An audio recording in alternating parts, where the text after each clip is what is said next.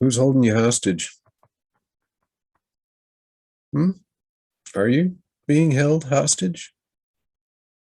Detained? Constrained against your will? I certainly hope that you're not actually physically being held, or that if you are, it's not against your will. And if it is, then that's a problem we're not likely going to solve together during this little video. But let's assume for a moment that you haven't been kidnapped, you're not on a hijacked airliner, and you're not at a holiday party at Nakatomi Plaza. What's holding you back from doing what you want to do? I mean, sure, most of us don't have Jeff Bezos type FU money to just run around and do whatever we'd like. Most of us have got responsibilities of one sort or another, obligations to other people. And that's all fine. That's part of the human condition. But where in your world are you selling yourself short? Where have you assumed the chains of bondage? And it's really easy for you or I to let circumstances define the frame within which we make decisions on a daily basis.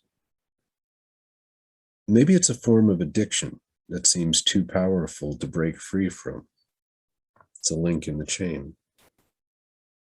Maybe it's a relationship that's built on the fulcrum of codependency, another link in the chain.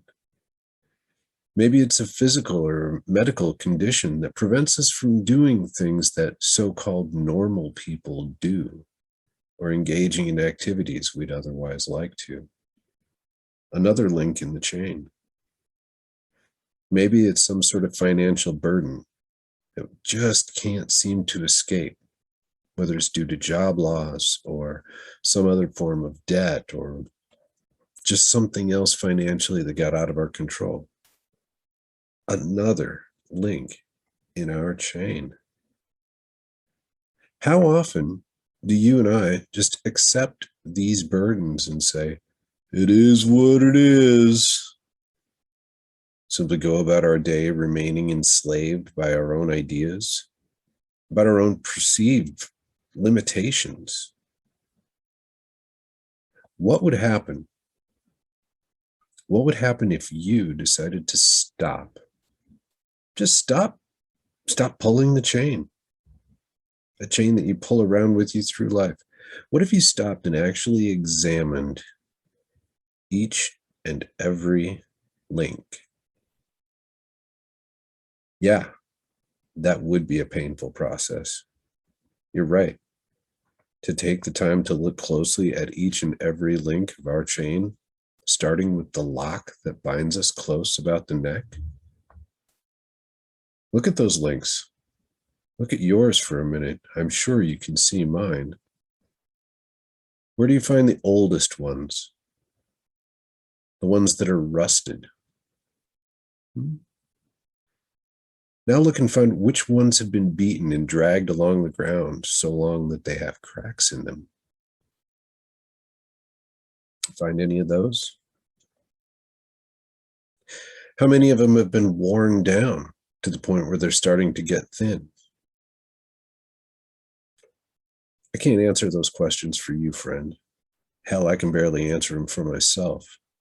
And as painful as it is to examine these links in our own personal chains, what if we did find their weaknesses? What becomes possible then? How much lighter might your burden be if you could break even one of them?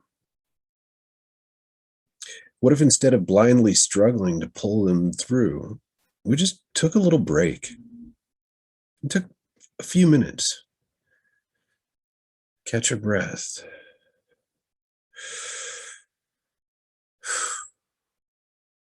and to look at them with fresh eyes, to look at our bondage with fresh eyes?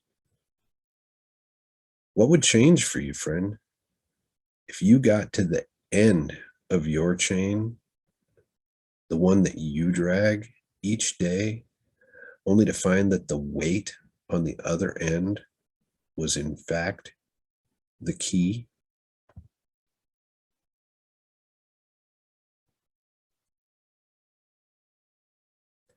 We need not be held hostage in our own heads. We need not be chained by our own choices. I'd have you consider, friend, that you're a divine being of a particular sort, and that your mind has an infinite capacity to create freedom for yourself. Ever seen Shawshank Redemption? I rest my case. You've got my take. What say you?